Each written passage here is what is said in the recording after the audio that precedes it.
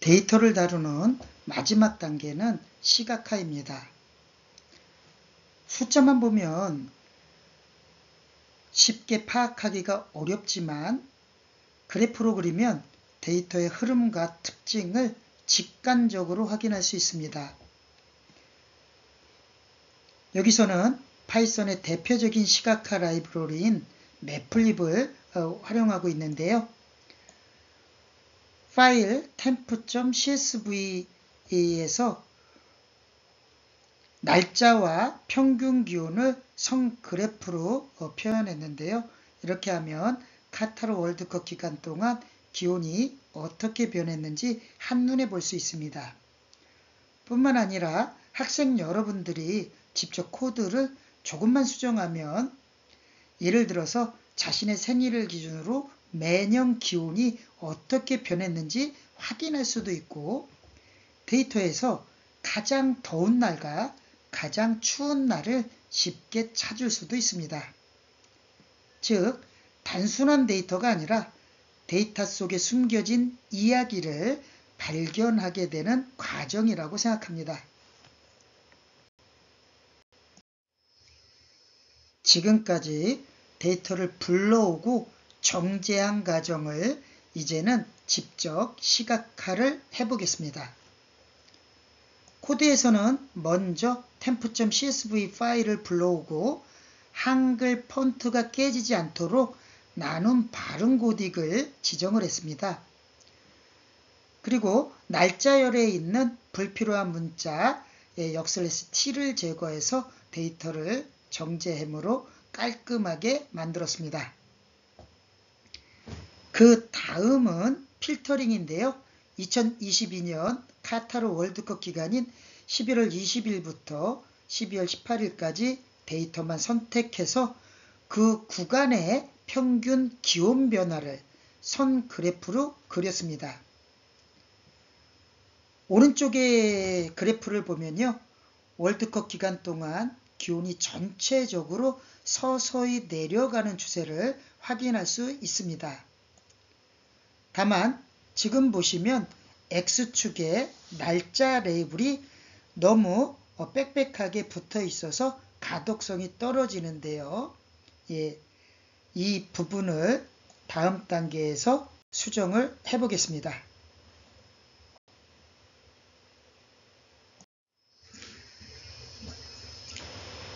X축 날짜가 너무 빽빽하게 겹쳐져 있어서 가독성이 떨어졌는데요. 이런 경우에는 X축 날짜를 회전을 이용해서 해결할 수가 있습니다. 우리는 이 문제를 해결하기 위해서 plt.xtix 로테이션은 45도, 사이즈는 6코드를 추가했는데요. 즉, 날짜 레이블을 45도로 회전시키고 글자 크기를 조금 줄여서 더 잘 보이게 수정을 한 겁니다.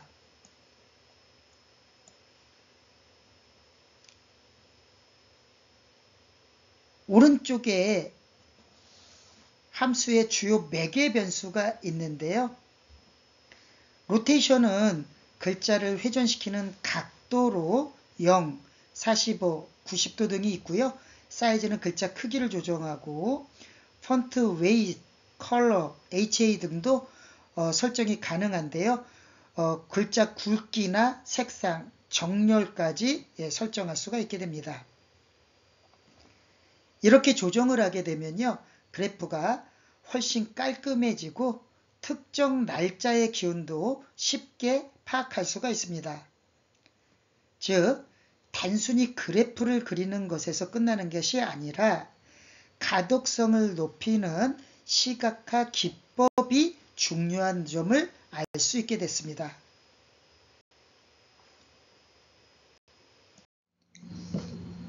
이번에는 날짜 데이터에서 특정한 패턴을 가진 값만 필터링을 하는 방법을 살펴보겠습니다.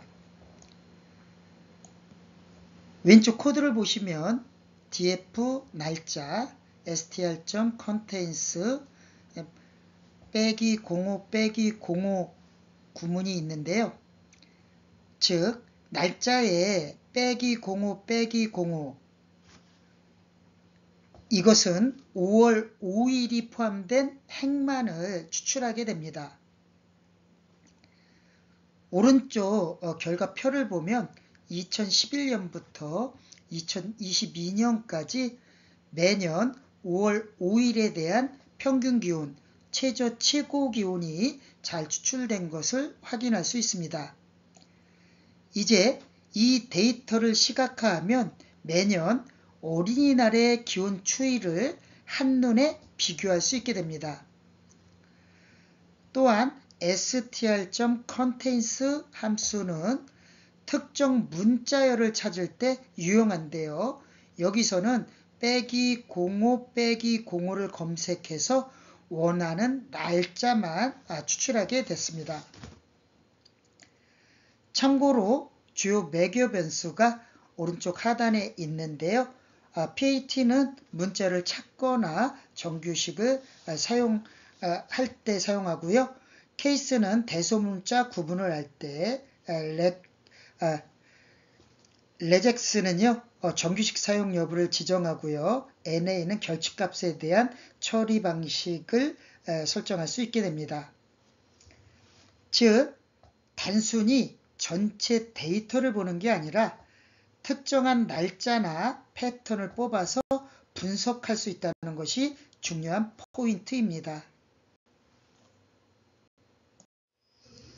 앞에서 2011년도부터 2022년까지 매년 5월 5일의 데이터를 추출했는데요. 이번에는 그 중에서 최고 기온을 시각화했습니다. 왼쪽 코드를 보시면 plt.plot dfverse 날짜 dfverse 최고 기온을 사용해서 연도별 최고 기온을 선 그래프로 표현을 했습니다. 또한 plt.xtix 로테이션 45를 적용해서 x축의 날짜 레이블을 45도 기울여서 가독성을 높였습니다. 오른쪽 그래프를 보면 매년 어린이날의 기온 변화가 한눈에 파악이 되는데요.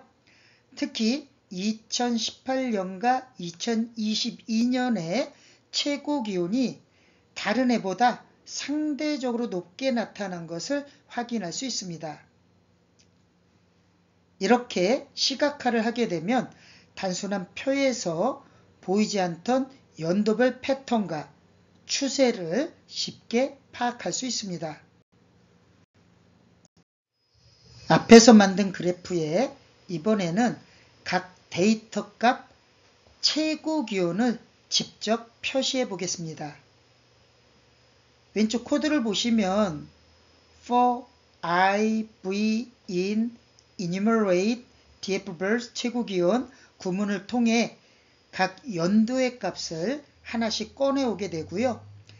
plt.text I, v 플러스 1, 그 다음에 strv, ha는 센터, 컬러는 블록을 사용해서 해당 데이터 포인트 위에 숫자를 표시를 했습니다. 이렇게 하면 그래프를 보는 사람이 특정 연도의 정확한 기온값을 쉽게 파악할 수 있게 됩니다.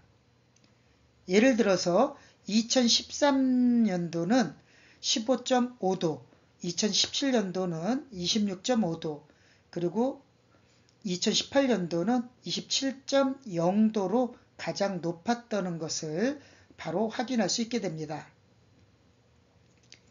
즉, 그래프가 보여주는 전체적인 흐름과 함께 정확한 수치까지 제공하기 때문에 훨씬 더 명확한 정보를 전달할 수 있게 됩니다.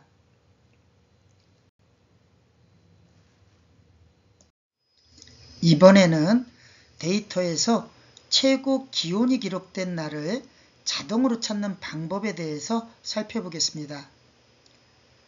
왼쪽 코드를 보시면 df 최고 기온 idx max를 통해서 최고 기온 값을 가진 행의 인덱스를 구하게 됩니다. 그 다음 ILOC 함수를 이용해서 해당 행 전체를 가져오면 최고 기온이 기록된 날짜와 온도를 알 수 있게 됩니다. 실제 결과를 확인해 보면요. 오른쪽 첫 번째 그림인데요. 2018년 8월 1일에 39.6도라는 가장 높은 최고 기온이 기록되었다는 것을 확인할 수 있습니다. 이처럼 극단값을 분석하면 특정 기상현상이나 기후변화 추세를 연구하는 데 매우 중요한 정보를 얻게 됩니다. 또한 여기서 활용된 판다스의 유용한 메소드를 살펴보면요. 오른쪽 하단에 있는데요. IDX max는 최대값을 가진 행의 인덱스를, 반대로 IDX min은 최소값을 가진 행의 인덱스를 알려줍니다. 그리고 ILOC는 인덱스 이름 기반으로 접근하고요. LOC는 행번호 기반으로 접근을 해서 사용합니다. ILOC에서 I는 인덱스고요. LOC는 로케이션을 의미합니다. 즉 판다스의 이런 인덱스 기능들을 활용하시면은요, 방대한 데이터 속에서 의미 있는 값들을 쉽고 빠르게 추출할 수 있게 됩니다. 가장 높은 기온을 확인해 봤는데요. 이번에는 반대로 가장 낮은 기온이 기록된 날을 찾아보겠습니다. 왼쪽 코드를 보시면 DF 최저기온 IDX min을 통해서 최저기온을 기록한 행의 인덱스를 구하고요. 그 값을 ILOC를 불러와서 해당 날짜와 온도를 확인할 수 있게 됩니다. 오른쪽 상단의 결과를 확인해 보면요. 2021년 1월 8일에 18.6도라는 가장 낮은 기온이 기록되었다는 것을 확인할 수 있습니다. 이런 분석은 단순히 하루만 찾는 데 그치지 않고 예를 들어서 최저기온이 영하 15도 이하인 모든 날 찾기, 월별, 계절별 최고기온과 최저기온의 비교, 연도별 평균 기온변화 추이 분석, 급격한 기온변동 탐지 등과 같은 확장된 분석으로 발전할 수 있게 됩니다. 즉, 판다스의 IDX min과 같은 함수와 조건 검색을 활용하면 실제 기후 데이터 분석에서 다양한 문제 해결에 응용할 수 있게 됩니다. 지금까지 우리는 데이터 분석과 시각화의 기본을 순서대로 배웠는데요. 먼저 매플립을 통해 선그래프, 막대그래프, 파이차트 같은 다양한 그래프 유형과 활용 방법에 대해서 살펴봤습니다. 그리고 데이터 전처리 단계에서 특수문자 제거, 데이터 필터링, 결측치 처리 등 분석 전에 반드시 필요한 기초 작업인 데이터 전처리를 배웠습니다.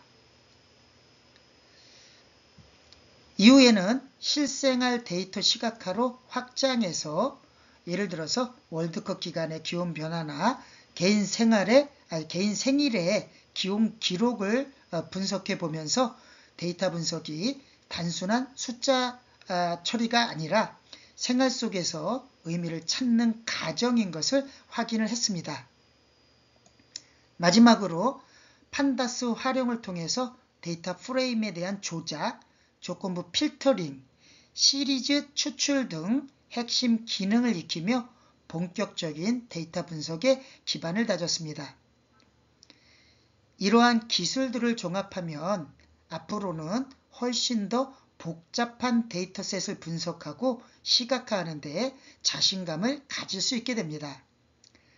즉, 오늘 배운 과정은 여러분이 실제 현장에서 데이터를 효과적으로 분석하고 인사이트를 도출할 수 있는 출발점이 될 것입니다.